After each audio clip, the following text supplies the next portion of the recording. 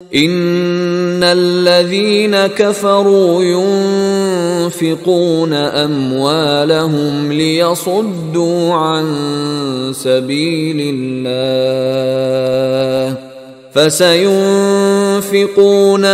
ثم تكون عليهم حسرة ثم يغلبون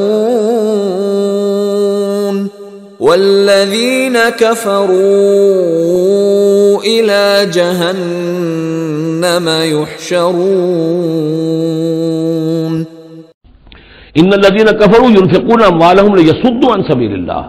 ظاہر بات ہے یہ لشکر آیا تھا تو اس کے لیے بھی تو لاؤ لشکر تیار کرنا پڑا تھا نا، ساز و سامان، 900 اونٹ، 1000 آدمیوں کے لیے راشن بھی چاہیے تھا، مکے سے چل کے مدینے تک آنا ہے، جنگ میں رہنا ہے، تو یہ 10 اونٹ روزانہ جو ہے ذبح ہو رہے تھے اس فوج کے لیے. تو یہ سارا جو انفاق کیا ہے کچھ لوگوں نے کیا ہے نا، جو باطل کے لیے انفاق کر رہے تھے، شیطان کے لیے، وہ حزب الشیطان جو ہے، آخر وہ بھی تو مجاہد تھے، وہ مجاہد تھے فی سبیل الشیطان، فی سبیل الشرک.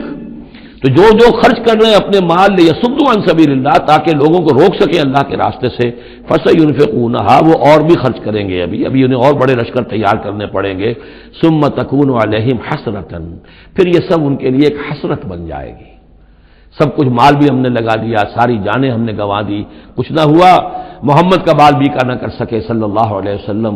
اللہ کا دین تو جا الحق وزهق الباطل ان الباطل کان زہوقا، ایک وقت آئے گا کہ اللہ کا دین جو ہے غالب ہو جائے گا. ثم یغلبون، پھر وہ مغلوب ہو کر رہیں گے. والذین کفروا الی جہنم یحشرون، اور جو ان میں سے کافر ہوں گے، جو اس وقت ایمان لے آئیں گے اللہ تعالیٰ ان کو معاف فرما دے گا، اور جو کفر پر اڑے رہیں گے وہ جہنم کی طرف بھیج کر لے جائے جائیں گے.